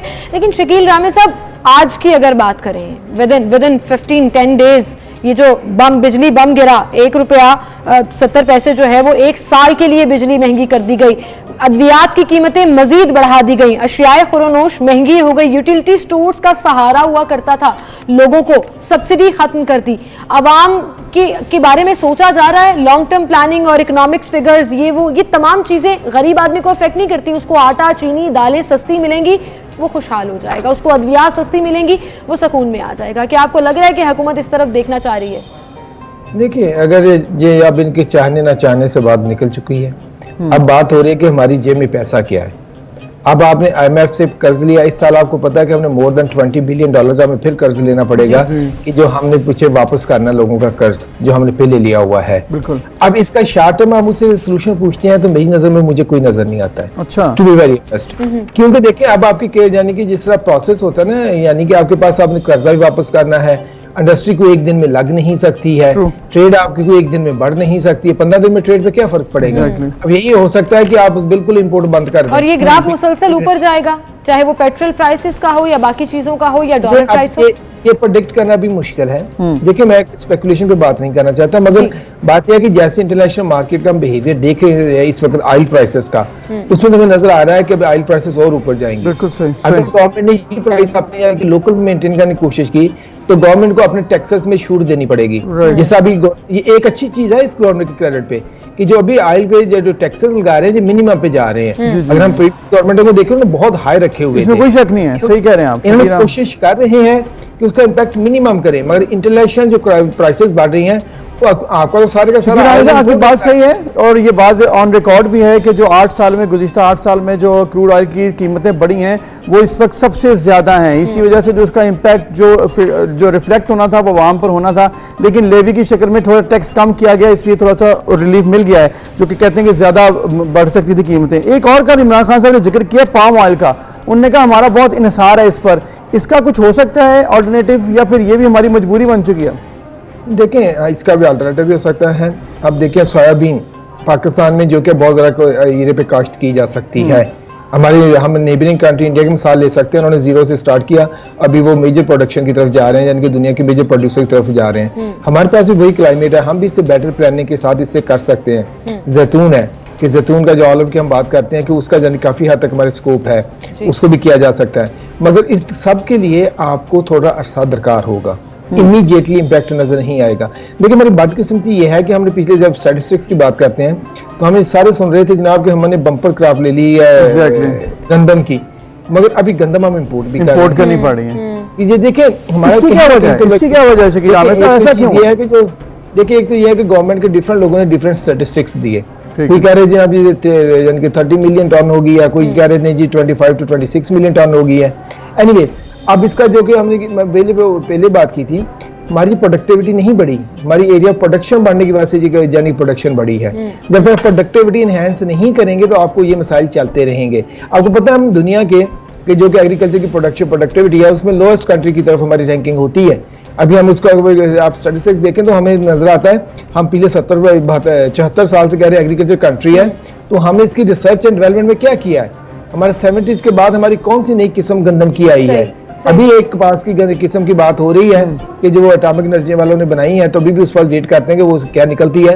और हमारा यहाँ पर देखें प्रोडक्टिविटी बहुत लो है। लेकिन शकील रामी साहब, आपकी इस बात से वफाकी वज़रा जो है वो इत्तेफाक नहीं करते। फवाद चौधरी साहब एक प्रोग्राम में कह रहे थे हमारा काश्तकार तो बहुत खुश है, हमने तो ज़राअत में बड़े रेवोल्यूशनरी इकदाम उठाए हैं जिनसे वो बड़ा खुश हो गए हैं और ज़राअत जो है वो अब 11 कमा लिया। जी, मुझे देखें आप मुझे एक चीज बताएं, पाकिस्तान में स्मॉल फार्मर कितना है? हमारा जो 89% से ज्यादा, बल्कि 90% से ज्यादा जो फार्मर है वो लेस देन 12.5 एकड़ है। अब अगर हम इसको बात करें कि हमारा यानी कि 1.2 मिलियन जो फार्मर है वो लेस देन 1 एकड़ है, यानी कि उसकी जो जमीन है वो 1 एकड़ से भी कम है। और 1 मिलियन फार्मर ऐसे हैं कि जो कि लेस देन 2.5 एकड़ है। अब ये कोई बात समझा दे कि ये जो मिलियंस के जो फार्मर्स हैं ये उगाते कितना होंगे कि जिनको वो बेच सकते हो? इनको तो अपने घर की जरूरत पूरी नहीं होती होगी। आप देखें ना, यानी कि जो 2 एकड़ वाला क्या उगा के उस पर जो काश्त करता है अपनी गंदम, तो गया उसकी 40-50 मन गंदम निकलती है, जब इससे भी कम निकलती है मोस्ट इलाकों में, क्योंकि वहां पर हमारी प्रोडक्टिविटी का लेवल कम है। तो अब वो उसमें बेचेगा क्या उसका, यानी कि आप कहाँ से उसकी इनकम है? अगर वो बेच भी लेता है तो उसको खाने के लिए 10 चीजें तो बाजार से लेनी पड़ती है, नमक लेना पड़ता है, मसाला, घी, ऑयल, इसके बाद सो मेनी चीजें तो उसको लेनी पड़ती हैं। उसको कहाँ से इनकम आ गई है? तो देखिए, हमें बड़ा रैशनल होकर सारी चीजें सोचनी चाहिए, ना कि सिर्फ ये साबित करने के लिए कि हमने सारा कुछ खत्म कर दिया। ऐसी बात नहीं है, हमें ये सच बोलने की आदत अपनानी चाहिए। देखिए, हमारा जो मसला ये है कि हमारी सक्सेसिव गवर्नमेंट्स का और हमारी जो एक्सपर्ट का भी सियासत से ऊपर होती हैं, नेशनल लेवल पर होती हैं और नेशनल इंटरेस्ट की होती हैं, जिसमें आप अगर फैक्ट्स एंड फिगर्स के ऊपर बात करके सच बात करेंगे तो शायद हालात ज्यादा क्लियर हो जाएंगे। ये गवर्नमेंट के लिए पॉइंट है जो शकील रामी साहब बोल रहे थे। सिर्फ गवर्नमेंट के लिए नहीं, ये हमारे जो एक्सपर्ट्स हैं उनके लिए भी है। वो ये देखते ही हैं कि मुझे किससे बेनिफिट मिल रहा है, जब किस पोस्ट पे बैठा हुआ हूँ, तो बस उससे साथ बड़ी जबरदस्त बात की आपने शकील आमिर साहब। इस वक्त मुल्क जो है वो इस दाने पर पहुंच चुका है कि हमें अब ये देखना होगा कि हम आगे कैसे बढ़ सकते हैं। एक और चीज़ अगर आप पॉइंट क्लियर कर दें, आपने कहा था कि ये तमाम मामला जो है गवर्नमेंट बोझ उठा रही है, मतलब ऑलरेडी आपने ऑयल का जिक्र किया, जैसे पेट्रोलियम मसनूआत में अब 400 अरब का वहाँ पर बोझ उठाया। अब टारगेटेड सब्सिडी की बात की जा रही है, आटा, गंदम, चीनी, और यहाँ पर अभी सब्सिडी देने का गवर्नमेंट प्लान बना रही है, ऊपर से कर्जे मजीद लेने। आपको लग रहा है ये मैनेजेबल है या फिर ये शॉर्ट टर्म ही होगा, थोड़े दिन के लिए बात होगी फिर सब्सिडी खत्म हो जाएगी? क्योंकि ये बहुत बड़े टारगेट को करना चाह रहे हैं, बहुत बड़ी आवाम है, 1.5 करोड़ खानदान को करना चाह रहे हैं। देखिए, सब्सिडी तो होती है कि जहाँ जो सोशल प्रोटेक्शन के जो प्रोग्राम होते हैं वो क्या कहते हैं, डेस्परेट सिचुएशन के लिए होते हैं, उसको कंटिन्यूस नहीं चलाया जा सकता। और हमारे जैसा मुल्क नहीं चला सकता जो पहले कर्ज लेके अपनी जरूरियात पूरी कर रहा है। अब देखें ना कि हम सास प्रोग्राम की मैं बार बार बात करता हूँ, हम उसको देखिए, प्रोग्राम का कंसेप्ट अच्छा है, मगर बात यह है कि ये चीजें नहीं चल सकती। एक तरफ कर्ज ले रहे हैं, दूसरी तरफ मुफ्त में दे रहे हैं। आप तो क्या कहते हैं, आज के यानी कि पॉपुलैरिटी के लिए आप अपना कल कुर्बान कर रहे हैं। इसके लिए हमें इसमें थोड़ा सोचना पड़ेगा, हम इनको कैसे प्रोडक्टिव यूज के लिए लेके आए। जो बिलियंस ऑफ रुपीज जो हम सब्सिडी देते हैं उसको जाया कर देते हैं। मैं देखा पिछली गवर्नमेंट जब आई थी, 2 रुपए की रोटी, उसका क्या इफेक्ट निकला, वो तंदूर में चला गया सारा पैसा। इस तरह के जो गिमिक्स होते हैं इनसे हमें बाज आके हमें प्रोडक्शन सेक्टर, लोगों को मेहनत करने की आदत डालनी चाहिए। बिल्कुल सही कह रहे हैं आप, मछली खिलानी नहीं चाहिए, मछली पकड़ना सिखानी चाहिए, ताकि तमाम लोग जो हैं वो खुद मुख्तार हों और अपना अपना काम करें और फिर मुल्क की मईशत में अपना अपना हिस्सा भी डालें। तो ये तो हो गया लॉन्ग टर्म प्लान। लेकिन शकील रामी साहब, जैसे आप कह रहे थे कि आपको अभी शॉर्ट टर्म प्लान उस वक्त से नजर नहीं आ रहा कोई भी, ये महंगाई का ग्राफ जो है अभी इस तरह से ही रहेगा और मजीद ऊपर भी जा सकता है। बहुत शुक्रिया आपका शकील रामी साहब, आप हमारे साथ मौजूद थे। तो अभी फिलहाल उम्मीद नहीं है आवाम के लिए कि महंगाई में किसी तौर कोई कमी वाक़, लेकिन हम उम्मीद जारी रखेंगे क्योंकि ये जरूरी है, वरना इसके अलावा फिर मसलाइल मजीद बढ़ जाते हैं। अगर आप उम्मीद भी छोड़ दें तो आई होप कि कुछ मसलाइल हल होने के लिए गवर्नमेंट कुछ करे, लेकिन अभी ऐसा कुछ नजर नहीं आ रहा। एक ब्रेक, फिर मिलते हैं।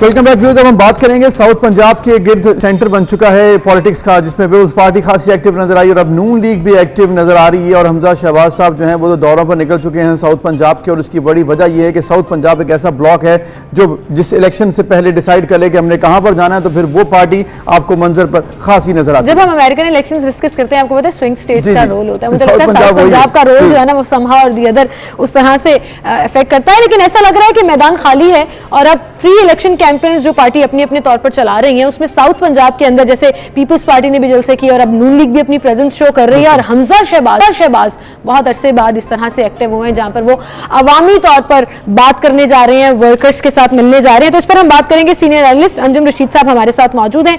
अंजुम रशीद साहब, पहले पीपल्स पार्टी ने यहाँ पर जलसा किया और अभी भी एक्टिव एक्टिविटीज जो है वो नजर आ रही है वहां पर। अब मुस्लिम लीग नून की प्रेजेंस नजर आ रही है और हमजा शहबाज शरीफ ऑपोजिशन लीडर पंजाब असेंबली है, काफी अरसे के बाद इस तरह से एक्टिव हुए हैं कि जाकर वहां पर दौरे कर रहे हैं, जलसे कर रहे हैं। साउथ जो है वो फोकल पॉइंट बना है पिछले काफी दिनों से। ये साउथ फोकल पॉइंट बना है उस वक्त से जब से जहांगीर तरीन ग्रुप जो है वो इमरान खान से दूर हुआ।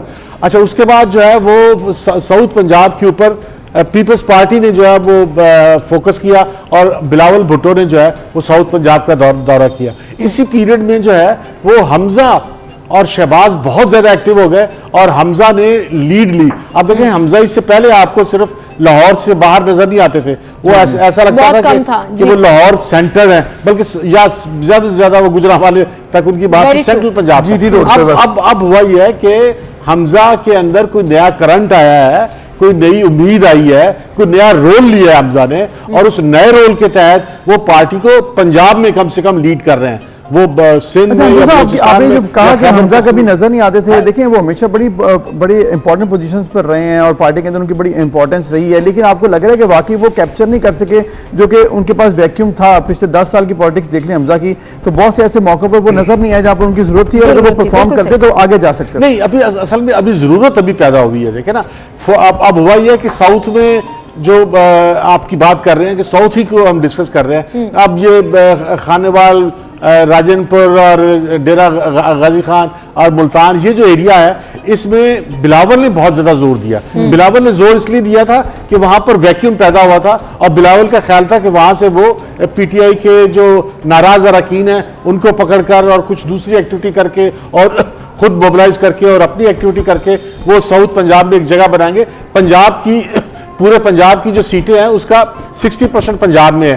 पंजाब में 147 नेशनल असेंबली की सीटें हैं। अब 147 में से बिलावल की कोशिश ये है कि वो अगर 50+ पंजाब से ले जाएं तो वो प्राइम मिनिस्टर है, तो इसलिए उन्होंने पंजाब पे फोकस दिया। अब पंजाब में जो फोकस था उसके रिएक्शन में जो है वो किसी को आगे आना था मुस्लिम लीग नून की तरफ से, वो हमजा है। अब हमजा ने, इसका मतलब ये है कि एक स्पेशल रोल अपने जिम्मे लिया है या उसे दिया गया है, या शहबाज शरीफ को क्योंकि वो आजकल बीमार भी हैं और उस तरह से वो एक्टिव भी नहीं है, तो उसकी मुस्लिम लीग नून की और मरियम जो है थोड़ी पीछे गई हैं और उन्होंने कहा भी है हम इनसे डर रहे हैं, वो हमसे डर रहे हैं। अब यहाँ पर जो है वो हमजा लीड करते हुए नजर आ रहे हैं और हमजा का टारगेट जो है वो पीपल्स पार्टी है। हमजा का टारगेट, पीपल्स पार्टी का टारगेट नून लीग होगा। अब दोबारा चूंकि हमजा एक्टिव हो गए तो पीटीआई कहां गई? साउथ पंजाब के लिए पीटीआई बड़ी उम्मीदें लेकर आया था, अलग सूबा भी बना देंगे, ये दावे भी किए थे और थोड़ा सा कर भी दिया, थोड़ा सा मतलब एक जिसे कहते हैं कि जिस हद तक वो कर सकते थे अपनी कैपेसिटी में, उसमें उन्होंने किया भी।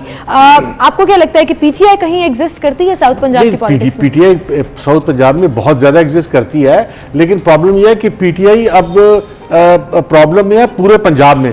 और जो आपको इमरान खान ने तो बहुत वाज़ेह तौर पे कहा है कि अगली बैटलफील्ड जो है वो पंजाब है, अगला मैदान जंग पंजाब है। इमरान खान का मैदान जंग जो है पंजाब है, लेकिन वो सेंट्रल पंजाब है और साउथ पंजाब को उतनी इंपॉर्टेंस नहीं दे रहे थे। साउथ पंजाब तो समझ रहे थे कि वो इलेक्टेबल उनके साथ है। 2008 से 2018 तक हमने देखा कि साउथ पंजाब के लिए बहुत बातें की गई, लेकिन साउथ पंजाब में वो बजट जितना एलोकेट किया जाता था वो लगता नहीं था। ये पीटी ने तो ये भी क्लेम किया कि अब जो बजट उनके लिए है वो वहीं पर मुख्तस है और वो किसी और शहर में नहीं लगेगा। इस बात पर भी आपको लग रहा है कि जनूबी पंजाब के लोग खुश नहीं है? नहीं, एक तो जनूबी पंजाब जो है वो हिस्टोरिकली जो है वो पंजाब में पसमानदा इलाका है और जनूबी पंजाब की पॉलिटिक्स भी जो है वो पसमानदा पॉलिटिक्स है। वहां पर इलेक्टेबल जो है वो आपको नजर आते हैं, वहां जागीरदारी भी बड़ी जमींदारी नजर आती है। आपको सेंट्रल पंजाब में गुजरांवाला, सियालकोट, रावलपिंडी और इस झेलम में जो है आपको इस तरह की पॉलिटिक्स नजर नहीं आती। ये इलेक्टेबल की पॉलिटिक्स जो है साउथ पंजाब में। अब साउथ पंजाब में जब बिलावल ने जोर दिया तो बिलावल की जो अगर बिलावल वहां से जीतते हैं तो सबसे ज्यादा अफेक्ट होते हैं वहां पर मुस्लिम लीग नून। और मुस्लिम लीग नून अपने आप को बचाने के लिए जो है उन्होंने हमला किया। और अब देखें कि हमजा का टारगेट क्या है, हमजा ने हमला कहां किया, हमजा का निशाना क्या है। हमजा ने जो अभी अरकान असेंबली एक्स जो है और कैंडिडेट और जो इंपॉर्टेंट लीडरशिप है वो पीपल्स पार्टी की जो है मुस्लिम लीग नून में ली है।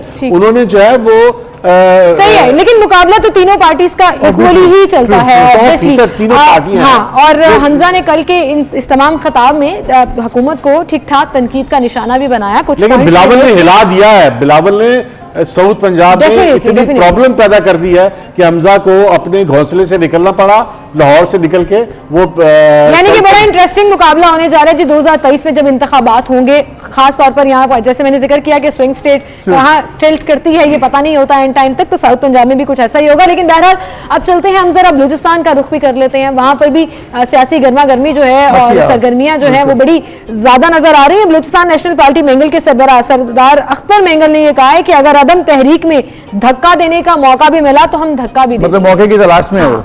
देखिए सरदार अख्तर मेंगल हों या वो पख्तूनख्वा मिली पार्टी हो या जमीयत उलमा इस्लाम मौलाना फजलुर रहमान ग्रुप हो, ये वहाँ अपोजिशन में है और इनकी तो कोशिश ये है कि गवर्नमेंट जो है वो एक तो टूटे या कम से कम अनस्टेबल हो। लेकिन बात यह है कि बलूचिस्तान पाकिस्तान में सियासी तौर पर सबसे पसमानदा, पिछड़ा हुआ और बैकवर्ड एरिया है। पूरे पाकिस्तान में जो है वो पार्टियां जीतती हैं और लेकिन बलूचिस्तान में पार्टियां नहीं, अफराद जीतते हैं। वहां बहरहाल एक बाप जो है बीएपी जो पार्टी जो इस वक्त जिसकी हुकूमत है वो एक पार्टी जीती है, लेकिन वो पार्टी नहीं जीती। हकीकत यह है कि वो मुख्तलिफ इलेक्टेबल इंडिविजुअल्स हैं और वो इंडिविजुअल्स की पॉलिटिक्स है। आप पंजाब में जो है वो आप देखें यहाँ मुस्लिम लीग नून की पॉलिटिक्स होती है या यहाँ पर पीपल्स पार्टी की पॉलिटिक्स होती है या यहाँ पर तहरीके इंसाफ की पॉलिटिक्स होती है। इसी तरह खैबर पख्तूनख्वा में भी। तो अंजुम साहब अब यहाँ पर बलूचिस्तान में पार्टी पॉलिटिक्स नहीं होती। अग्रीड। अब डायनामिक्स देखे अब आपको क्या लग रहा है, कुछ होगा या फिर कब तक होगा? क्विकली अगर आप एक समरी कर। देखिए बात यह है कि जाम कमाल ने यहाँ मिस्टेक किया है कि वो सचमुच अपने आप को एक पार्टी समझने लगे थे। वो समझ रहे थे कि बलूचिस्तान के वो मजबूरी लीडर हैं और वो बलूचिस्तान की मजबूरी डेवलपमेंट करके, जैसे मैंने बताया ना कि वो औरतों के लिए हॉस्पिटल कर रहे हैं, स्पोर्ट्स कॉम्प्लेक्स कर रहे हैं, सड़कें बना रहे हैं, वो बलूचिस्तान की मजबूरी डेवलपमेंट पे गौर करके बलूचिस्तान का लीडर बनना चाह रहे थे। लेकिन बलूचिस्तान की रियलिटी ये है कि वहां पर जो अरकान असेंबली है वो अपनी साथ लेकर चलना होता है और वो साथ इस वक्त नहीं है और वो ये चाहते हैं कि उनके हल्के में उनकी मर्जी का तहसीलदार, मर्जी का एसएचओ, मर्जी का डीसी ये उनको सेटिस्फाई नहीं कर सकेंगे। बहुत शुक्रिया आपका, आप हमारे साथ मौजूद थे। ये तमाम मसाइल तो एग्जिस्ट करते हैं, लेकिन असम्बली में क्या होता है और तहरीके अदम एतमाद का क्या होता है ये तो आने वाला वक्त। अभी एक ब्रेक लेते हैं जी, फिर मिलते हैं।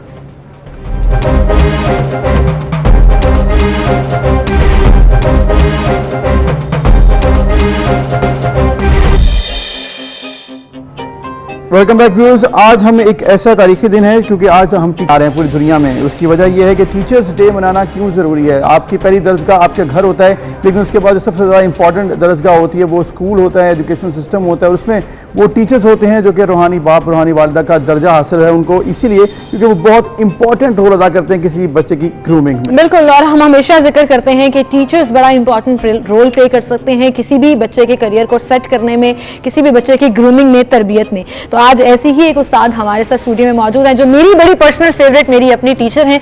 लेकिन आप मीडिया पर डिफरेंट चेहरे देखते हैं जो डिफरेंट प्रोग्राम्स होस्ट कर रहे हैं, डिफरेंट प्लेटफॉर्म्स पर नजर आ रहे हैं, तो उनमें से मेजॉरिटी जो हैं वो भी इनके स्टूडेंट हैं और बड़े प्यार से ये पढ़ाती हैं। बड़ा डिफरेंट इनका स्टाइल होता है कि आज डिग्री खत्म होने के इतने साल बाद भी मैं उनकी बहुत दिल से रिस्पेक्ट करती हूँ। मुझे याद है, मैं आई वाज वेरी एक्साइटेड कि मैं मेरे लिए एक ऑनर की बात है कि मैं उनका इंटरव्यू करने जा रही हूँ। डॉक्टर सवेरा शामी हमारे साथ स्टूडियो में मौजूद हैं, उन्हें मैं खुशामदीद कहूंगी। अस्सलाम वालेकुम जी, कैसी हैं? मुझे आपसे इतना प्यार है, आप यकीन करें कि मैं अभी बात करी थी तो मेरे रोंगटे खड़े हो रहे थे। You have been very nice. Excitement में basically. Thank you much, I am really honoured and humbled के इतने साल बाद भी यू रिमेंबर मी और आज के इस दिन पे आप आई ऑलवेज रिमेंबर योर डांट एज वेल। डॉक्टर साहिबा, आप डॉक्टर साहिबा हो गई हैं, सबसे पहले तो मैं आपको ऑन स्क्रीन इसकी भी मुबारकबाद दूंगी। डॉक्टर साहिबा, ये जो पूरा एक सिनेरियो है जिसमें हम टीचर को खिराज तहसीन भी पेश करते हैं, टीचर्स डे सेलिब्रेट करते हैं, व्हाट डू यू थिंक इतना इंपॉर्टेंट क्यों है ये? टीचर्स डे सेलिब्रेट इम्पॉर्टेंट क्यों है? मेरे नज़दीक वैसे सेलिब्रेट करने से ज़्यादा ज़रूरी है कि टीचर्स को वो मुकाम, मर्तबा, इज्जत और एहतराम दिया जाए जिसके वो जो है ना हकदार हैं। तो हमारे यहाँ जैसे जैसे वक्त गुजर जाता है, दिन तो हम बहुत सारे मनाते हैं ना, हमने क्योंकि सोशल मीडिया ने हमें बहुत कुछ दिया तो ये दिन भी दिए हैं। फादर्स डे, मदर्स डे, आपका टीचर्स डे, आपके बहुत day सारे भी आते हैं फ्रेंडशिप अब तो। डे, अब तो डॉक्टर्स डे भी है, सन्स डे भी है, सारे डेज हैं, अच्छी बात है, मतलब मुझे इनसे कोई इख्तिलाफ नहीं है, लेकिन सिर्फ एक दिन बात करके और एक पोस्ट पे शेयर कर लेना कि जी हमें अपने टीचर याद है और हम उनको बहुत सलाम पेश करते हैं, मेरा ख्याल इससे कहीं ज्यादा जरूरी है कि आप अपने रूटीन में अपने असातिज़ा की इज्जत डेफिनेटली, इसमें कोई शक नहीं है, बिल्कुल सही और आपने उनको वो मुकाम दें, उनकी इज्जत करें, उनकी बात सुने। अब अनफॉर्चुनेटली मुझे ये लगता है, या शायद हमारी बात में असर कम हो गया है कि आप कॉरिडोर से गुजर जाते हैं, अगले को पता ही नहीं चलता कि ये टीचर है। एक वक्त था कि मतलब कॉरिडोर से या फिर टीचर सामने आए तो खड़े हो जाते हैं, आप इज्जत करते हैं, सलाम के बगैर गुजर नहीं सकते। बॉदर ही नहीं करते, फिर वो उनको जाता है कि अच्छा हमारी टीचर थोड़ी है, मतलब अगर आप उनको पढ़ाते नहीं है तो आप उनके टीचर नहीं हैं। बिल्कुल ठीक है। डॉक्टर साहब, तो आपको क्या वजह क्या लगती है कि ऐसी रीजन क्या है कि आप पाकिस्तान में देखें, अवेयरनेस तो बहुत ज्यादा फैली है, दुनिया में अवेयरनेस फैल रही है, आपको ग्लोबल नॉलेज दुनिया बन चुकी है, तो क्या वजह है कि ये डिटोरिएशन क्यों आई है? मुझे लगता है जरूरत से ज्यादा अवेयरनेस हो गई है। अच्छा, इन अ सेंस के आप ये देखो कि डिटोरिएशन तो ओवरऑल अनफॉर्चुनेटली हमारी सोसाइटी में हो रही है, बहुत सी चीज़ों की, बहुत सी बातों की, उसके बहुत सारे जो है वो उसके पीछे जो है वजूहात हैं, उसके पीछे बहुत सारी रीजंस हैं, पर मुझे जाती तौर पे ये लगता है, मैं जरूरी नहीं कोई इससे इत्तेफाक करे या ना करे, हमारे घर के जो मॉरल्स हैं ना वो भी वक्त के साथ साथ कमजोर होते जा रहे हैं, चेंज हो रहे हैं। हमें हमारे वक्तों में सिखाया जाता था कि टीचर का हर्फ जो है ना वो हर्फे आखिर है, टीचर गलत भी है तो वो सही है, टीचर ने आपको कुछ कह दिया है आप रिएक्ट नहीं कर सकते, टीचर ने आपको कुछ कहा है तो माँ बाप जाते नहीं है उससे लड़ने। अब ऐसा नहीं होता ना, अब एक बच्चे के साथ अगर आपको बात कर रहे हैं, आप उसको डांट रहे हैं, तो उसके अगले पिछले सारे रिश्तेदार आपके ऑफिस में आ जाएंगे, उसके बाद वो आपको बताएंगे, आपको पता है मैं कौन हूँ, भैया आप जो भी हैं हम तो टीचर हैं। बिल्कुल।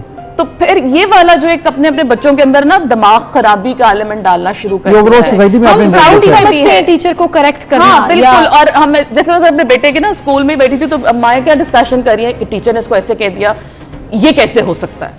आई वाज लाइक कि ये हो सकता है, teachers have the right to tell your son कि भाई वो गलत है, ये वो सही है। मेरा बच्चा मेरे पास कंप्लेंट लेके आता है कि मेरी टीचर ने मुझे ऐसे कहा, तो मैंने कहा टीचर्स ऑलवेज राइट, आपकी टीचर ने आपको ठीक कहा होगा, आपने कुछ तो गलत किया होगा ना। तो हम अब ये नहीं देखते कि आपके बच्चे ने क्या गलत किया, हम ये देखते हैं कि टीचर ने क्या। And that's kind of attitude we want in our parents as well, ताकि वो बच्चों को आगे से कन्वे कर सकें कि किस तरह से रिस्पेक्ट देनी है। लेकिन वहीं पर हम कहीं भी कंफ्यूज कर देते हैं कि शायद टीचर से सवाल पूछना या बात करना या क्यूरियोसिटी शो करना भी शायद उस जुमरे में आ जाता है कि हम टीचर को नहीं, ये देखो दो डिफरेंट चीजें हैं, एक डिसरिस्पेक्ट करना और एक सवाल पूछना।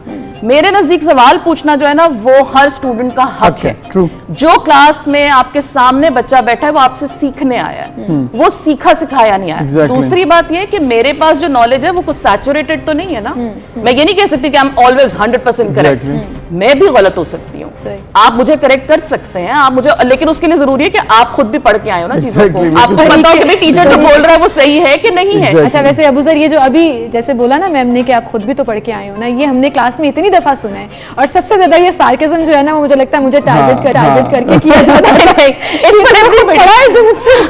मैं अपने पहले दिन अपने स्टूडेंट्स को कहती हूँ कि मुझे सवाल लेने में कोई, आप मुझसे जितना मर्जी सवाल पूछें, और अगर आपको कहीं लगता है कि मेरी कोई बात आपको नहीं समझ आई, आर्ग्यूमेंट आप कर सकते हैं ना, अगर आपने पढ़ा है, हाँ बिल्कुल, लेकिन उस आर्ग्यूमेंट की कोई बेस हो, उस आर्ग्यूमेंट में सुनी सुनाई बात ना हो, उस आर्ग्यूमेंट में सोशल मीडिया न्यूज सोर्स ना हो, उस आर्ग्यूमेंट में आपको ऐसा ना लगे कि अगला आपसे होता है ये क्लास में सवाल पूछने की बजाय वो क्लास का टाइम वेस्ट कर रहा है, या वो आपका को मजाक उड़ाने की कोशिश कर रहा है, या वो उसका ख्याल है हमारी लाहौरी में जुगते होती है ना बढ़िया, जो हमारी लड़कों को आदत होती है, तो वो कर रहा है। तो टीचर इतना अकलमंद तो है ना, इतनी देर से ये तो हमने आपने बड़ा सही मॉनिटर किया है, आपने ऑब्जर्व भी किया कि सोसाइटी में हमारी मॉरल डिजेनरेशन तो हमारी हुई है, ओवरऑल भी हम देखते हैं घरों से लेकर बाहर तक, सड़कों तक ये नजर आ रहा है। लेकिन आपको क्या लगता है कि कहीं पर टीचर्स का जो मयार पहले था, जो हम बचपन में सुनते हैं हमारे बड़ों को टीचर्स पढ़ाते थे, आपको लग रहा है कुछ उसमें भी कमी आई है, कुछ वो भी इसका हिस्सा बन मेरा ख्याल है टीचर भी सोसाइटी का हिस्सा है ना? हाँ बिल्कुल। तो जिस तरह आपकी एक सोसाइटी में, मैं ये नहीं कहूंगी कि हर टीचर उस पे आता है, जिस तरह हर पेरेंट उस क्राइटेरिया पे नहीं आता, हर टीचर भी नहीं आता, लेकिन हाँ टीचर्स की डेडिकेशन में या टीचर्स कुछ जो ऐसे एलिमेंट होते हैं, और फिर उसका मसला ये होता है कि अगर आपके यहाँ एक या दो टीचर्स ऐसे होते हैं ना तो बाकी को भी लोग वैसा ही समझना शुरू कर देते हैं। सो ऑब्वियसली, और वो जो एक इस तरह के टीचर होते हैं, फिर वो दूसरे जो डेडिकेटेड टीचर्स हैं जो पढ़ाना चाहते हैं उनके लिए भी प्रॉब्लम्स क्रिएट करते हैं। सो ऑब्वियसली टीचर्स का भी मिजाज जो है वो वक्त के साथ साथ तो बदला है। जैसे मुझे अपने स्कूल के टीचर्स आज भी याद हैं Exactly. और मैं अगर कहूँ कि भाई आज हम जहाँ हैं जो भी हैं हम अपनी स्कूलिंग की वजह से हैं कि भाई उसमें टीचर्स हमें मिले, उन्होंने हमें ना सिर्फ मतलब पर्सनल लेवल पे ग्रूम किया, गाइड किया चीजों का, मतलब I am an old Christerian as well, मैं कनेट से पढ़ा, सब कुछ है, बट मुझे याद है कि मेरे कौन कौन से टीचर ने कहाँ मुझे क्या कहा। Exactly. तो ऐसे टीचर्स की कमी हमारे पास है, प्राइमरी लेवल पे भी है। फिर हम उसको कहते हैं कि जी बहुत सारे और मसाइल भी हैं जो टीचर्स की जिंदगी में शामिल हो जाते हैं, बहुत सारे फैक्टर्स हैं, सोशल है, फाइनेंशियल है, इस तरह की चीजें, बट ऑब्वियसली ताली दोनों हाथों से बचती है। अच्छा डॉक्टर साहब, ये जो आपने कहा ना पर्सनल कैपेसिटी में जाकर इंटरेस्ट लेकर पढ़ाया, ये कितना जरूरी है? क्योंकि अब हमें लगता है कि हम सिर्फ तालीम पे फोकस करते हैं, जो तालीम और तरबियत कहीं एक दफा इस्तेमाल हुआ करता था वो तरबियत कहीं पीछे रह गई है। तो टीचर का दोस्त बनना या स्टूडेंट के साथ पर्सनल कैपेसिटी पे जाकर उसकी ग्रूमिंग करना कितना अच्छा, पर्सनल ग्रूमिंग के लिए दोस्त बनना जरूरी नहीं है, बात तो ये, क्योंकि बहरहाल एक टीचर स्टूडेंट के दरमियान एक, जैसे आपके वालिदैन आपके दोस्त तो बनते हैं लेकिन एक लाइन होना जरूरी है, बिल्कुल सही। उसी तरह टीचर आपका दोस्त बन सकता है लेकिन एक वो लाइन होना, अगर लाइन क्रॉस हो जाए तो फिर वो टीचर नहीं रहेगा, फिर वो रिस्पेक्ट नहीं रहेगी, फिर उसकी बात में असर नहीं रहेगा। सो टीचर पे भी ये लाजिम है कि अगर किसी बच्चे को कोई मसला है तो कम से कम उस बच्चे को कॉन्फिडेंस दें कि वो आपके पास आए और अपनी बात आपसे कर सके और आप उसकी बात का हल निकालें, बजाय इसके कि आप उसका मजाक उड़ाएं। या अब मैं एक छोटी सी एग्जांपल अगर दूं, मेरा बेटा उसने स्कूल चेंज किया, वो स्कूल गया, आई वॉज नॉट एक्सपेक्टिंग कि उसको इतना अच्छा मतलब टीचर्स वहां पे पैम्पर भी करेंगे। मैं उसको बड़ा समझा के बेटा था कि यहाँ कोई पैम्परिंग नहीं है, बट उनके हेडमास्टर टीचर्स ने बड़ा पर्सनल इंटरेस्ट लेके उसको जो है वहाँ पे कंफर्टेबल किया, दे अंडरस्टूड कि हाँ एंजाइटी होती है, बच्चों को जगह चेंज होती है, सब कुछ होता है। सो ये वाली चीजें हम यूनिवर्सिटी लेवल पे कोशिश करते हैं, बट यही बात है कि आपको थोड़ा अपने ना टीचर वो जो डेकोरम से भी नीचे आना पड़ता है और स्टूडेंट को स्पेस ये चीज डॉक्टर साहब ने बड़ी इंपॉर्टेंट बात की है कि यूनिवर्सिटी और स्कूल के टीचर्स में बड़ा फर्क है। स्कूल में यानी कि जब मैं एचएसएन में था तो मेरे आज भी वो टीचर्स के साथ कॉन्टेक्ट्स हैं, राब्ते हैं, क्योंकि वो थी ग्रूमिंग का टाइम, वो था आपके से सीखने का टाइम, वो दिलों में अभी तक हमारे दिमागों में फिक्स है। जब यूनिवर्सिटी में आप आते हैं, यूनिवर्सिटी में थोड़ा सा आप प्रोफेशनल हो जाते हो, अच्छा जी इसके बाद मैंने आगे काम करना है, ये करना है, तो शायद वो उतना कॉन्टेक्ट नहीं होता, वो दोस्ती वाला एलिमेंट थोड़ा ज्यादा नजर आ रहा होता है, लेकिन बचपन में थोड़ा टीचर और स्टूडेंट का रिलेशन डिफरेंट होता है। मुझे ना एक थोड़ी सी मुझे लगती है मिसकंसेप्शन के लोगों को लगता है university for grooming. I don't agree with this thing. हमारे पास तो इतने वो एक कहते हैं ना अपनी डगर पे चलते चलते वो इस तरह के लोग पहुंचते हैं कि उनकी ग्रूमिंग थोड़ी फर्क होती है, हर जगह से आते हैं, हर जगह से भी आ रहे होते हैं, प्लस वो अपने व्यूज में कुछ रिजिड हो चुके होते हैं, कुछ तो ग्रूमिंग नहीं है। University is a professional place. Grooming का टाइम तो बचपन का ही है। हाँ, ग्रूमिंग का टाइम है जो आपकी जो है प्राइमरी एजुकेशन है, आपकी प्री स्कूलिंग है, आपकी अगली एजुकेशन है। इसीलिए मुझे भी आज अपने स्कूल के और कॉलेज बहुत याद है, यूनिवर्सिटी के भी याद है, but university is more a professional life ना। आपको जो ग्रूमिंग है, जो चीजें हैं, जो पर्सनल अटेंशन है, आपको स्कूल से मिलती है ज्यादा मिलती है। और अगर आपको वहां पे कॉन्फिडेंस मिल जाए तो वो कॉन्फिडेंस सारी जिंदगी आपके साथ। आप अटेंशन सीकर भी वैसे ज्यादा स्कूल में होते हैं, हाँ, मतलब एंजाइटी होगी, पेट में दर्द हो गया, सर में दर्द हो गया। अच्छा जी डॉक्टर साहबा, एक मैसेज जो आप ओवरऑल टीचर्स डे पर आज देना चाहें इस प्लेटफॉर्म से। मैं सबको यही कहना चाहूंगी कि असातिज़ा का जो रोल है ना वो जिंदगी में, और मेरा मैसेज ना असातिज़ा के लिए भी और तलबा के लिए भी, दोनों के लिए, कि जिस तरह तलबा हमारे लिए बहुत इंपॉर्टेंट है, उसी तरह असातिज़ा भी जो है अपने स्टूडेंट्स की जिंदगी में बहुत इंपॉर्टेंट होते हैं। और ये जो रिश्ता दोनों के बीच है वो दोनों ही के दरमियान हमांगी कोऑपरेशन और सपोर्ट के साथ आगे चलता है। सो अगर आपको स्टूडेंट्स की भी इज्जत करनी चाहिए, उनकी सेल्फ रिस्पेक्ट का ख्याल रखना चाहिए, और स्टूडेंट को भी टीचर को जायज हक और उसकी रिस्पेक्ट देनी चाहिए। बिल्कुल सही, बिल्कुल सही। और तभी आप जिंदगी में कुछ कामयाबियां समेट सकते हैं। तो मैं तो अपनी कामयाबी का क्रेडिट अपने टीचर्स को देती हूँ, और मेरी टीचर यहाँ पर बैठी भी हैं, और भी बहुत से टीचर्स हैं जिन्होंने बड़ा इंपॉर्टेंट रोल प्ले किया। सबको ही सलाम है हमारी तरफ से। बिल्कुल, बहुत शुक्रिया डॉक्टर साहब, आपने वक्त दिया है। और आज टीचर्स डे है तो अपने अपने को याद भी कीजिए, उनसे रब्ता कीजिए, और अगर अभी आपके साथ वो हैं तो फिर उनको आप टीचर्स डे सेलिब्रेट उनके साथ कीजिए, क्योंकि ये बड़ा इंपॉर्टेंट है। बिल्कुल। इसके साथ ही आपसे इजाजत चाहेंगे जी, इंशाल्लाह कल सेम टाइम पर मुलाकात होगी। अपना ख्याल रखिएगा। अल्लाह हाफिज़।